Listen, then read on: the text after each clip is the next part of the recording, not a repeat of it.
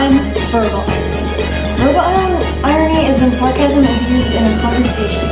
It could also be when someone says one thing and then means the other. It is mostly used for humorous events. Hi, I'm situational irony. Situational irony is when the opposite happens than what you were expecting in a situation. That was situational irony because you'd expect the trolley witch to be nice and handing you pumpkin pasties and cauldron cakes. But this trolley witch is a fearsome beast. As I calculate it, we should be approaching the viaduct soon, and then it'll be a short hike to St. Oswald's, home for old witches and wizards. The what? The where? Look, I'm excited as you are to be the rebel for the first time in my life. Yay! Train roof fun. But now, oh. You see how Scorpius was sarcastic when he said he wanted to be on the train? Well, we can tell that he did not. 3, 2, 1, Malaire! Albus! Oh, well, as fun as you clearly look, I have to go after my friend. That was also verbal irony, because Scorpius said how fun the trolley witch looked, but she actually did not look fun at all.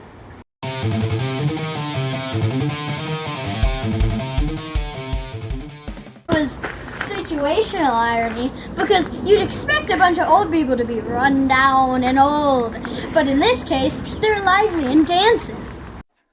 No way, Jose. If we're doing this, we're doing it together. 3, 2, 1. Gulp. No, that's good. Less than good.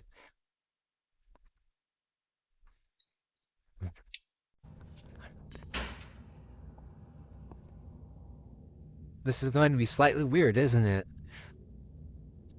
Go to your room. Go straight to your room. You've been an incredibly awful and bad son, Scorpius. That was an example of verbal irony because Scorpius is using sarcasm when he speaks to Albus about being his dad. He's also not his dad. He's kind of the opposite. Thank you, Professor. We shall investigate. Nobody else? Fine. Engrave is still ball, and this hasn't been the case since Voldemort. Harry Scar is writing again. Voldemort is dead. Voldemort is gone. Yes, Draco, Voldemort is dead, but these things all lead us to think that there is a possibility that Voldemort, or some trace of Voldemort, might be back.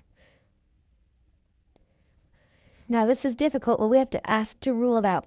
Those of you with a dark mark, have you felt anything? Even a twinge? Back to being prejudiced against those with a dark mark, are we, Potter? No, Draco, Harry is simply just trying to... You know what this is about? Harry just wants his face back in the newspapers again. We've had rumors of Voldemort coming back from the Daily Prophet once every year. None of those rumors came from me. That was an example of dramatic irony because we know that the reason Harry Scar is running is probably because Voldemort is back, but Draco doesn't think that. He thinks that Harry just wants to be back on the newspapers. Voldemort's allies have been showing movement for a few months now. We've followed trolls making their way across Europe, giants starting to cross the seas, and the werewolves, well, I'm distressed to say we lost sight of them weeks ago. We don't know where they're going or who's encouraged them to move, but we are aware that they are moving, and we are concerned what that might mean. So we're asking if anyone has seen anything, felt anything. If you could raise a wand, we will hear everyone speak. Professor McGonagall, thank you. That was totally dramatic irony because Voldemort's allies have been moving and the kids don't know and they've gone off to risking their lives to try and save Cedric's. Yeah. If some part of Voldemort survived in whatever form, we need to be prepared. And I'm scared. I'm scared too. Nothing scares me, apart from Mum. I mean it, Harry. I will not be Cornelius Sponge on this one. I will not stick my head in the sand, and I don't care how unpopular that makes me with Draco Malfoy. You never were one for popularity, were you?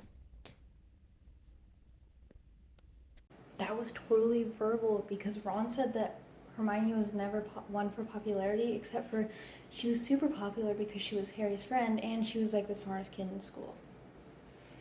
We want to help you get Cedric back.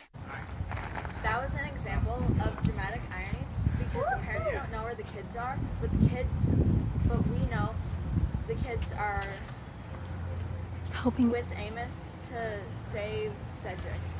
Gosh!